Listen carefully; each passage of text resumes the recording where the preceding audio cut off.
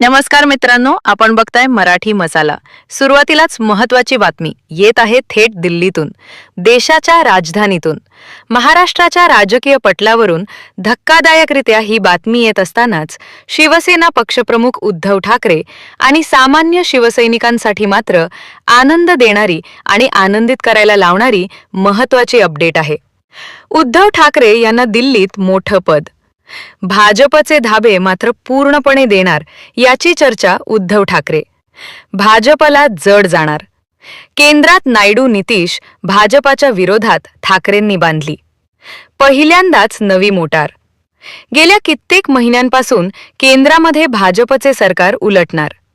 भाजपा सरकारमध्ये राहणार नाही तर मित्रपक्ष हे भाजपचा काटा काढतील, अशा प्रकारच्या वेगवेगळ्या बातम्या सध्या प्रसारमाध्यमांवर तेव्हापासून येत होत्या.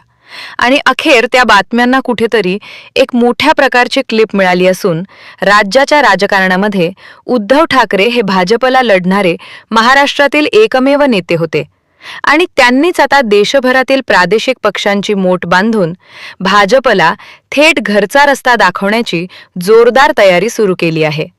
आणि त्या तयारीला उद्धव ठाकरेंना मात्र अतिशय जबरदस्त यश आल्याची देखील चर्चा मुंबईतून सुरू झाली आहे.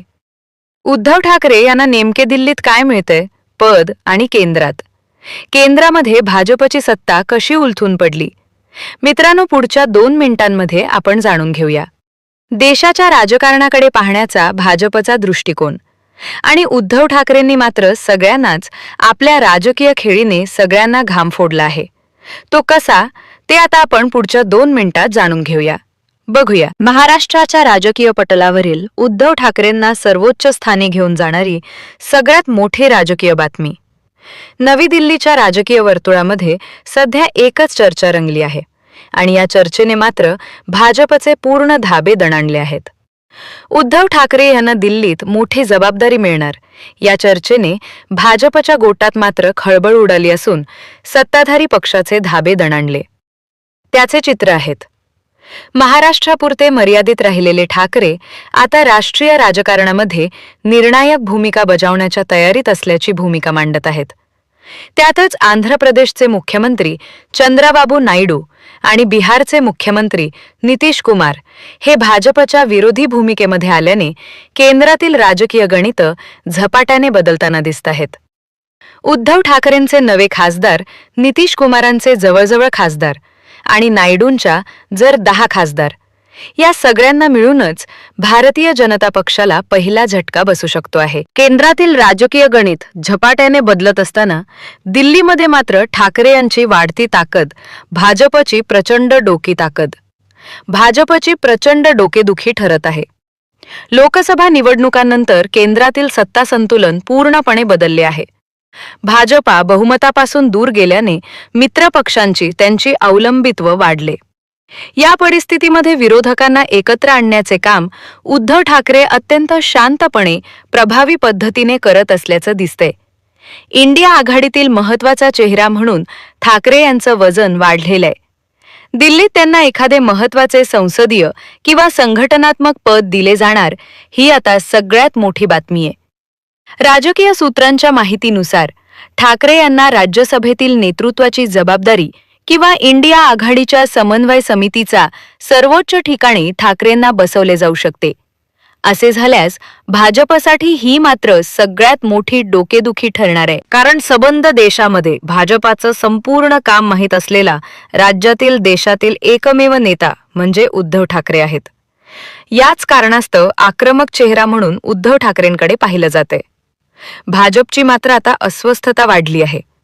उद्धव ठाकरे हे मवाळ, संयमी आणि मुद्देसूद राजकारणासाठी ओळखले जातात. आक्रमक भाषेपेक्षा रणनीतीवरती भर देणारे ठाकरे दिल्लीत सक्रिय झाले तर भाजपच्या राजकारणाला ते अधिक जड जाणार हे भाजप नेत्यांनाही चांगलंच ठाऊक आहे.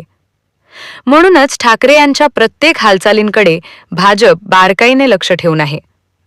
महाराष्ट्रामध्ये शिवसेना फुटल्यानंतर भाजपला राजकीय फायदा झाला असला तरी राष्ट्रीय पातळीवर मोदी, ठाकरे यांची प्रतिमा अधिक मजबूत असल्याचं आपण पाहिलं आहे. फोडाफोडीच्या राजकारणाचा बळी घेऊन अशी सहानुभूती ठाकरे यांना मिळत असून तशी सहानुभूती फक्त उद्धव ठाकरेंची ताकद 5 पट वाढवत आहे. नायडू आणि नितीश कुमार यांनी मात्र भाजपला धक्का देण्याची तयारी जोरदार सुरू केली आहे. इंडिया आघाडीत येऊन आपणाला देशाचे पंतप्रधान पद आणि एकाला उपपंतप्रधान पद मिळून आपण काय करू शकतो याची तजवीज त्यांनी सुरू केली आहे. केंद्रातील सत्ता समीकरणात सर्वात महत्त्वाचा मुद्दा म्हणजे चंद्रबाबू नायडू आणि नितीश कुमार यांची भूमिका. हे दोन्ही नेते सध्या भाजपसोबत असले तरी त्यांच्या नाराजीची चर्चा उघडपणे सुरू असते. विशेषतः विशेष राज्याचा दर्जा, आर्थिक पॅकेज आणि मंत्रिमंडळातील प्रतिनिधित्व यावरून दोन्ही नेते भाजपवर नाराज असल्याचे सांगितले जाते. राजकीय जाणकारांच्या मते नायडू आणि नितीश कुमार यांनी भाजप विरोधी भूमिका घेतली तर मात्र केंद्रातील मोदी सरकार अल्पमतात येण्याची शक्यता कोणीही नाकारू शकत नाही. अशा वेळी विरोधकांचा चेहरा म्हणून उद्धव ठाकरे पुढे आले तर नवे राजकीय समीकरण तयार होणार आहे. इंडिया आघाडीमध्ये ठाकरे यांची मध्यवर्ती भूमिका ही भाजपसाठी देखील धोकादायक ठरू शकते. राहुल गांधी, ममता बॅनर्जी, अखिलेश यादव यांसारखे मोठे नेते आहेत. मात्र सर्वांना एकत्र आणण्याची, संवाद साधण्याची, मतविभाजन टाळण्याची क्षमता उद्धव ठाकरे यांच्याकडे आहे, असे अनेक नेते मानतात. याच कारणामुळे ठाकरे यांना दिल्लीत मोठी जबाबदारी दिली जावी अशी मागणी आघाडीतील काही घटकांकडून वारंवार केली जात होती. महाराष्ट्रामध्ये काँग्रेस, राष्ट्रवादी, शिवसेना, ठाकरे गट यांना एकत्र ठेवण्यात ठाकरे यश ठरले आहेत. हाच फॉर्म्युला राष्ट्रीय पातळीवरती राबवण्याची जबाबदारी त्यांच्यावर सोपवली जाऊ शकते. जर उद्धव ठाकरे दिल्लीत सक्रिय झाले आणि नितीश यांनी भाजपपासून फारकत घेतली तर मोदी सरकारसमोर मोठं संकट उभं राहू शकते. विरोधकांना एकत्र आणणारा आक्रमक भाषा रणनीतीवर भर देणारा नेता म्हणून ठाकरे भाजपला अधिक जड जाणार आहेत. भाजपने ज्या पद्धतीने महाराष्ट्रातील शिवसेना फोडली त्याच पद्धतीने ठाकरे यांना राष्ट्रीय सहानुभूती मिळवून दिली हे भाजपच्या लक्षात येत नाही. म्हणूनच दिल्लीत ठाकरे यांना मोठं पद मिळू नये यासाठी भाजप अडवण्याचे हालचाली करत आहे. या सगळ्या घडामोडींचे आगामी काळात केंद्रातील राजकारण झपाट्याने बदलणार आहे हे निश्चित. नायडू, नितीश कुमार, ठाकरे तिघांच्या हालचालीवर संपूर्ण देशाचं लक्ष आहे. उद्धव ठाकरे जर दिल्लीत मोठ्या भूमिकेत आले तर मात्र केवळ महाराष्ट्राचे नेते न राहता राष्ट्रीय राजकारणातील किंग मेकर होऊ शकतात. एकंदरीत दिल्लीत ठाकरे यांचं वजन वाढत असताना भाजपची चिंता मात्र वाढत चालली आहे. उद्धव ठाकरे भाजपला जड जाणार ही चर्चा आता केवळ राजकीय अफवा राहून राजकीय राहिली नाही तर ती वास्तवात उतरण्याची शक्यता जाणवू लागली. मित्रांनो, या सगळ्या घडामोडींमुळे उद्धव ठाकरेंची मात्र लोकप्रियता प्रचंड वाढली आहे.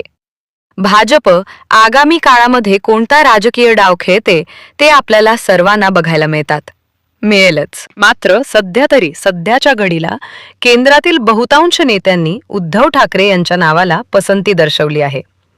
त्यामुळे केंद्रात ठाकरेंचं वजन वाढलं तर भाजपचं वजन मात्र अर्ध्यावर येईल. ही देखील तेवढीच धक्कादायक बातमी आता केंद्रातून समोर येते. आगामी काळामध्ये केंद्र इंडियाकडे नेते उद्धव ठाकरेंवर ही जबाबदारी सोपवण्यात का ते बघावं लागेल. तुम्ही यावर प्रतिक्रिया द्या.